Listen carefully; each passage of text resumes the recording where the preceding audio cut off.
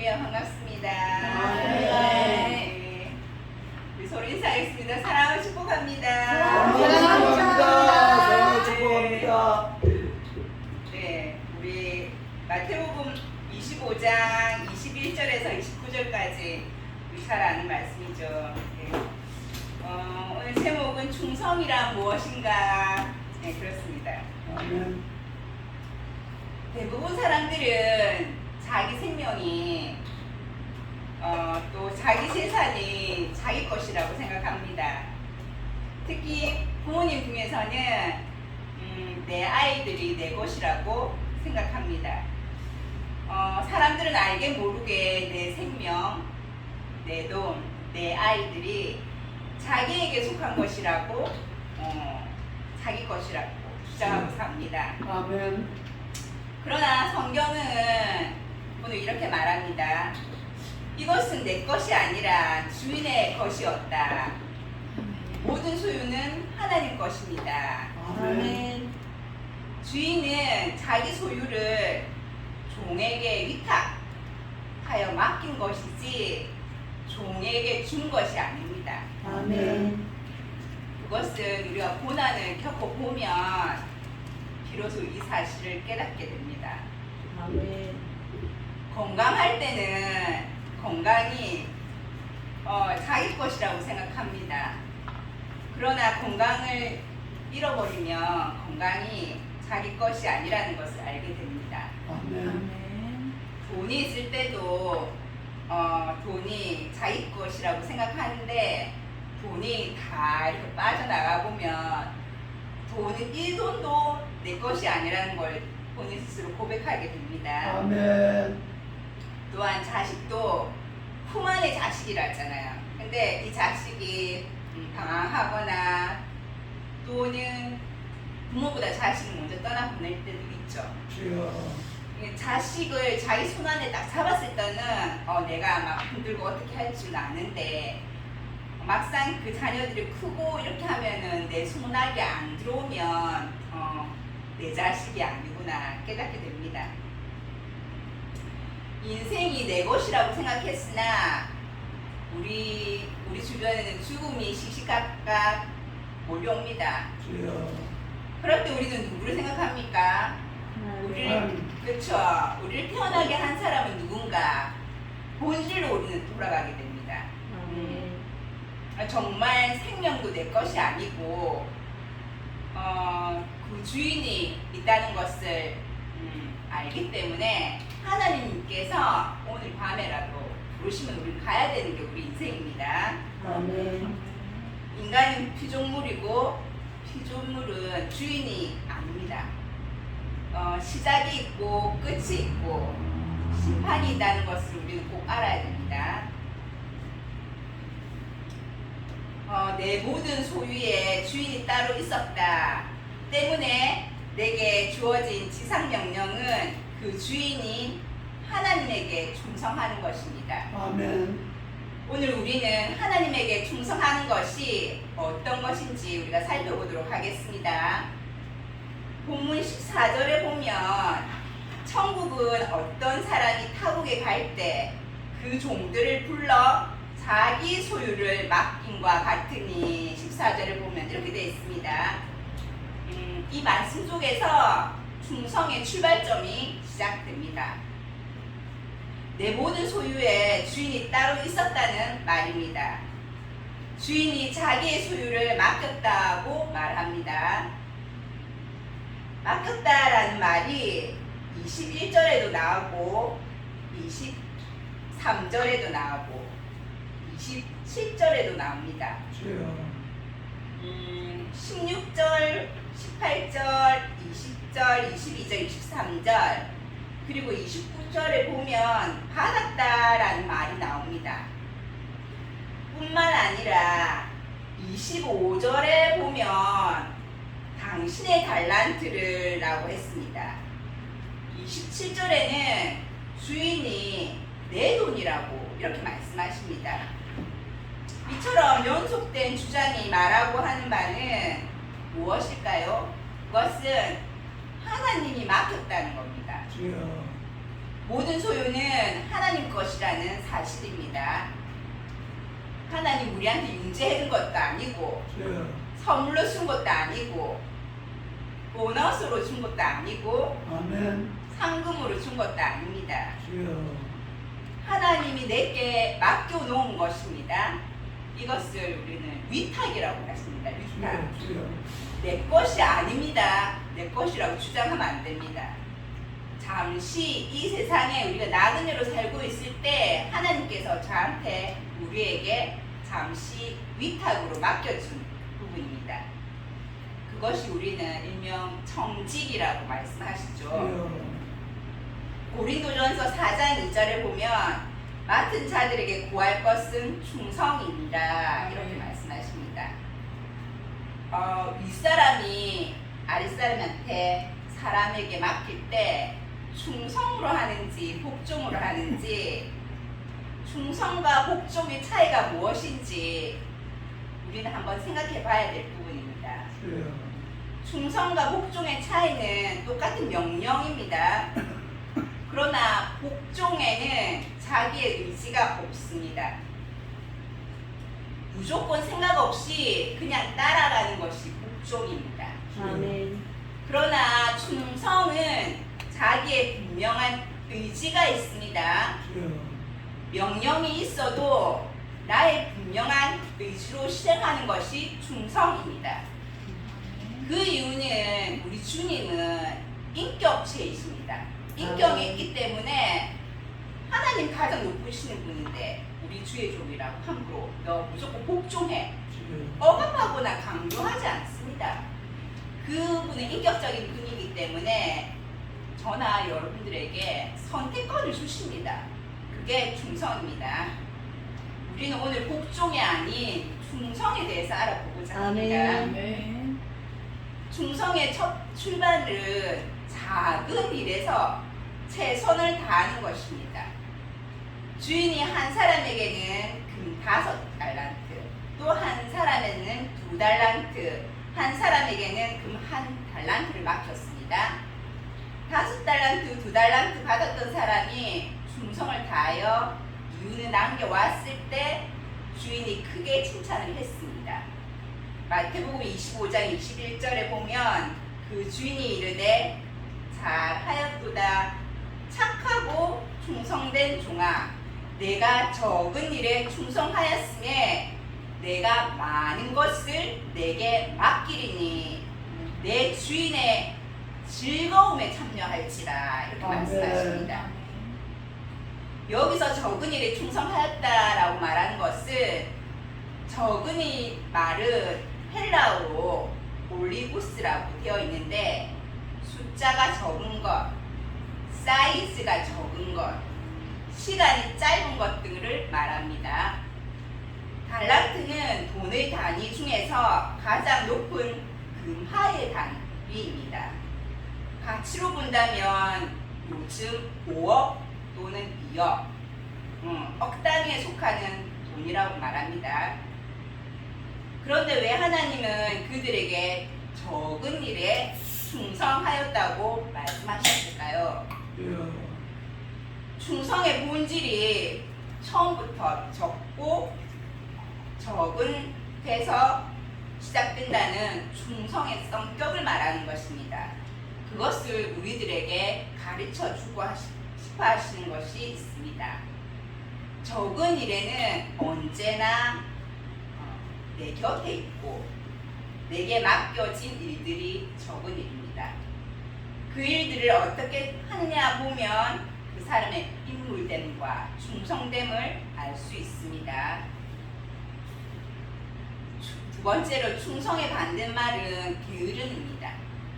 본문 달란트 비유의 핵심은 5달란트, 2달란트 받은 사람이 칭찬받았다는 것보다는 1달란트 받은 사람에 대한 책망이 있습니다.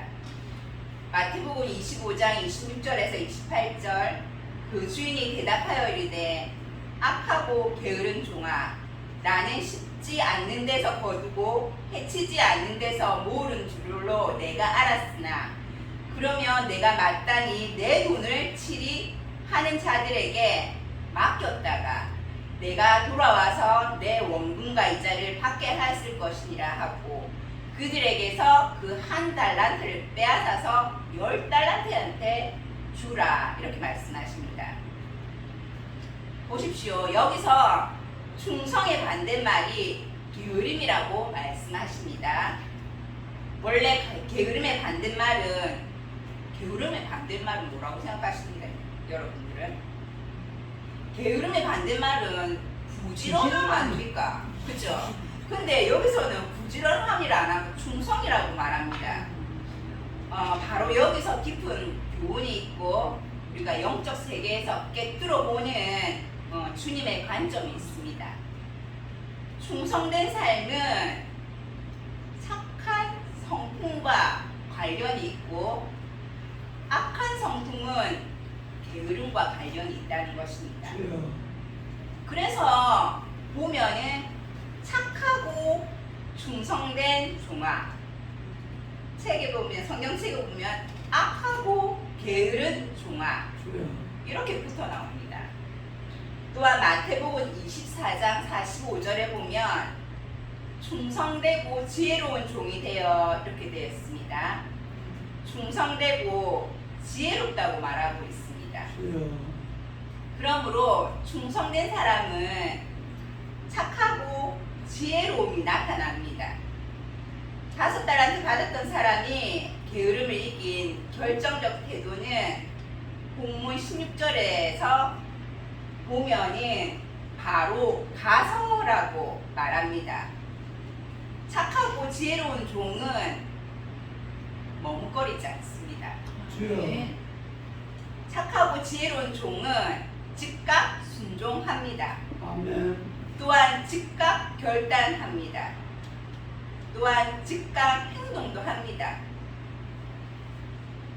성경 인물 중에서 즉각적인 순종이라고 하면 떠오르는 인물은 여러분들 무엇이라고 생각하십니까? 아브라함. 그렇죠. 우리 아브라함 조상 아브라함 말씀하시고 있죠. 창세기 22장 2절 3절에 보면은 여호와께서 이르시되 내 아들 내 사랑하는 독자 이삭을 데리고 모리아 땅으로 가서 내가 내게 알려준 한 산 거기서 그를 번제로 드리라. 아브라함이 아침 일찍이 일어나 나귀와 안장을 치우고 두 종과 그의 아들 이삭을 데리고 번제에 쓸 나무를 쪼개어 가지고 떠나 하나님이 자기에게 알려주신 곳으로 가더니 이렇게 말씀하십니다. 아브라함이 독자 이삭을 데리고 아침 일찍 모리아 산으로 올라갑니다. 그때 아브라함은 누구와도 의논하지 않습니다. 이해가 되었을까요? 이해가 안 됩니다. 그러나 아브라함은 하나님 말씀에 즉각 순종하고 반응해서 행동으로 옮깁니다. 그렇다면 우리들은 왜 즉시 순종이 안 될까요? 그것이 일명 잔머리죠. 우리가 생각을 많이 하죠. 생각을 많이 하고 의논도 많이 하고 회의도 많이 하고 계산기를 눌러보지 않습니까? 이해가 되면 행동을 하는 게 우리 인간입니다. 그런데 하나님은 이해가 되어서 행동을 한다는 것은 믿음이 아니고 자기의 신념이라고 말씀하십니다. 정말 믿음이란 사람으로 이해가 되지 않을 때 그 영역이 믿음입니다. 믿음이란 사람으로서 할 수 없는 영역을 하나님께서 하신다라는 그 고백이 있어야 합니다. 믿음의 첫 출발은 나는 할 수 없습니다. 로 시작되어야 됩니다. 그러나 하나님이 저와 함께 하시면 할 수 있습니다. 아멘. 예, 이 고백이 있어야지 믿음의 첫 출발입니다. 우리 그런 거 아시죠? 겨자씨만한 작은 믿음만 있어도 이 산을 들어서 하나님의 역사하신다는 거죠. 아멘. 그 믿음 또한 하나님이 주십니다. 아멘. 아브라함이 처음부터 믿음이 좋았을까요? 아닙니다. 아브라함은 그냥 메소포타미아에서 태어난 그냥 우리하고 똑같은 그냥 평민으로 태어나서 아브라함은 70세까지 자식이 없었습니다. 우리도 알다시피 정말 결혼을 하고 이렇게 사는데 7, 8년, 몇십 년 동안 자식이 없다. 그러면 정말 절망 가운데 있습니다. 근데 아브라함이 하나님을 만나서 하나님이 아브라함에게 소망을 주십니다. 소명을 주시고 사명을 주십니다. 아멘. 그러면서 아브라함을 믿음의 훈련을 시켜서 그 믿음의 조상까지 아브라함의 그 반열에 주님께서 아브라함을 세우십니다. 아멘. 사탄은 무엇이든지 항상 내일부터 하라 이렇게 하죠. 우리 다이어트를 할 때도 내일부터 하겠습니다. 아멘. 그렇습니다. 그러나 내일은 우리의 시간 아닙니다. 아멘. 내일의 시간은 하나님의 영역입니다. 주여. 예. 내일은 내 거야 이렇게 하면서 내일 뭐 해줄게 아무 소용 없습니다. 성령의 사람은 언제나 오늘 아멘. 즉시 순종입니다. 주여. 사탄의 소리는 아멘. 항상 내일입니다. 아멘. 그것을 영적으로 보면 영적인 게으름이라고 말합니다. 주여. 또한 한 가지 재미있는 사실은 게으른 사람의 혀는 바쁘다고 말합니다. 그 혀가 상대적으로 부지런하다고 합니다. 왜냐하면 핑계거리가 너무 많거든요. 변명을 잘하거든요. 그게 제 모습인 것 같습니다. 네.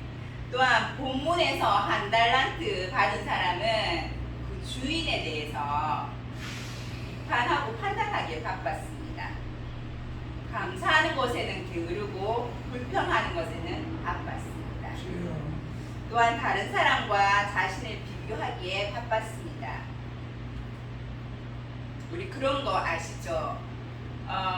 그 사람의 눈을 보면 마음 넘어서 그 사람 눈을 이렇게 보면 그 사람 참 눈이 선하다, 참 악하다 이렇게 인상을 보고 우리가 이렇게 살아온 세월을 이렇게 알 수 있잖아요. 그죠? 참 그냥 봐도 편안한 사람이 있습니다. 네. 그리고 왠지 모르게 그 사람한테 끌립니다. 그게 뭔가요? 하나님이 그 사람 마음 안에 평강을 주셔서 그냥 그 사람하고 그냥 잘 지내고 싶다 그런 마음을 주십니다. 아멘. 네. 그 사람의 말을 이렇게 또 들어보면 그 사람의 생각을 알 수 있습니다. 주여. 우리는 그 사람의 말이 그 사람의 생각이고 그 사람의 그 자체라고 생각하시면 됩니다. 그래서 우리는 제가 하나님이 이렇게 말씀을 준비하는데 하나 깨닫게 해주신 게 우리 눈에는 그 한 사람 한 사람에 대한 마음이 담겨 있다고 말씀해 주셨고 우리 입술의 말은 그 사람의 생각이라고 하나님께 깨닫게 해주셨습니다. 그래서 정말 한번 이렇게 말을 할 때 상대방한테 말할 때 많은 생각을 좀 하고 내뱉어야 되겠다 하는 그걸 깨달음 주셨습니다. 잠언 12장 18절에 보면 칼로 찔른 같이 함부로 말하는 자가 있거니와 지혜로운 자의 혀는 양약과 같으니라 이렇게 되어 있습니다. 5달란트, 2달란트 받았던 사람은 제가 남겼나이다 이것으로 끝입니다. 그냥 아무 말이 없습니다. 그러나 1달란트 받은 사람은 핑계가 많고 분주하고 너무 바빴습니다. 엉뚱한 일에 바쁜 것이 그게 영적인 게으름입니다. 자기 일에 바빠가지고 하나님 일을 게을리하는 것이 영적 게으름입니다. 아멘. 1달란트 받은 종이 땅에 묻어두고 달란트를 잠만 자고 있었을까요? 저는 그렇게 생각 안 합니다. 아마 뭔가 자기 일에 분주했을 거라고 생각합니다. 주여. 자기 인생의 목적을 상실하고 엉뚱한 세상 일에만 바쁜 것이 게으름입니다. 어떤 사람이 하루 종일 텔레비만 보고 있었습니다. 근데 이 텔레비가 고장이 났습니다. 그래서 AS한테 전화하고 막 자기는 바쁩니다. 이것이 영적 게으름이라고 생각합니다. 우리가 게으름을 포기하지 않으면 영적 고장이 될 수 없습니다. 주여. 다윗은 전쟁 중인데 자기는 승리했다고 이렇게 여유롭게 다니다가 그쵸 넘어졌죠. 게으름은 어떤 사람에 대한 성향이 아닙니다. 그것은 우리 모든 성도가 싸워야 될 영적 전쟁입니다. 아멘. 충성의 열매를 보기 원하십니까?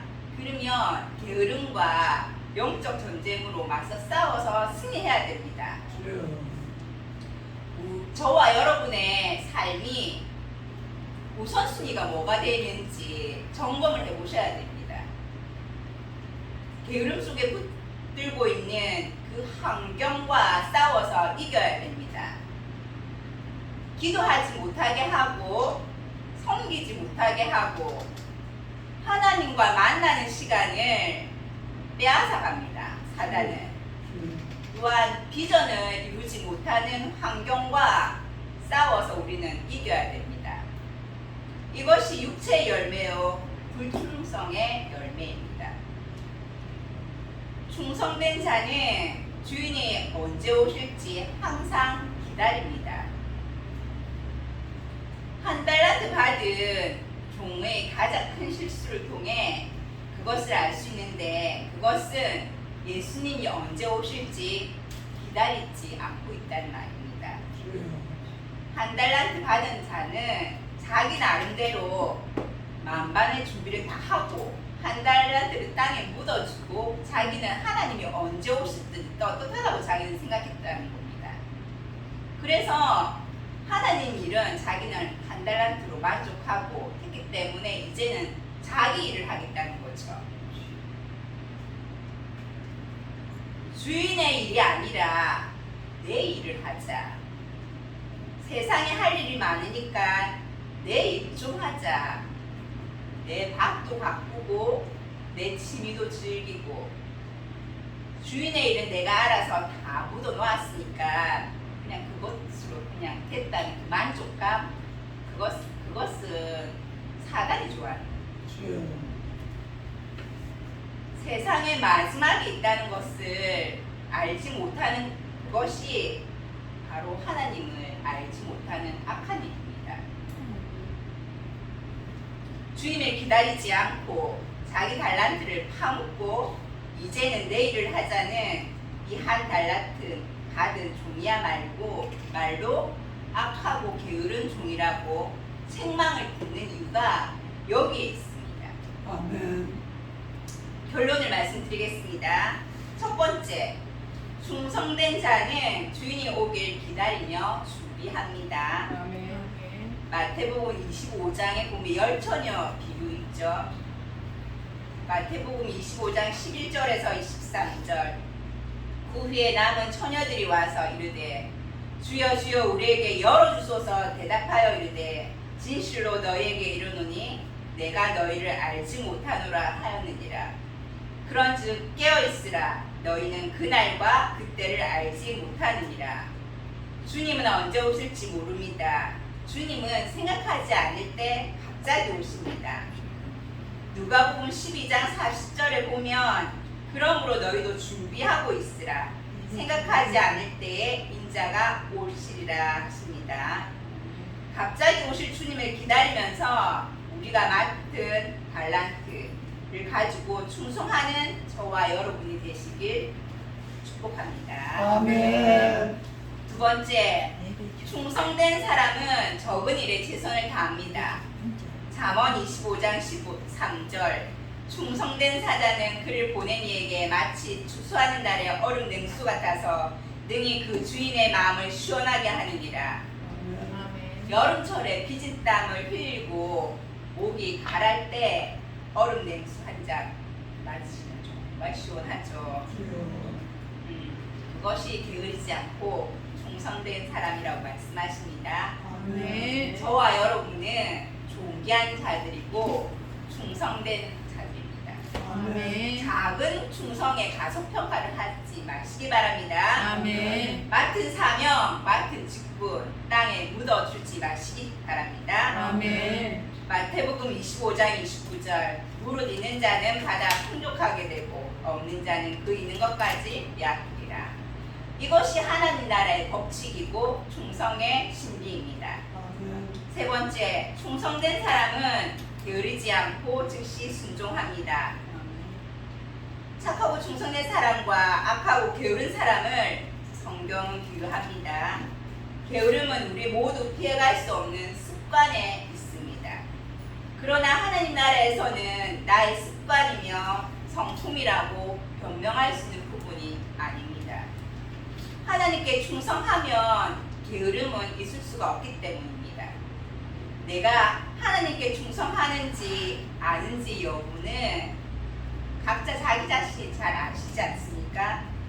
리트머스 종이에 자기 자신을 한번 비유를 해봤으면 좋겠습니다.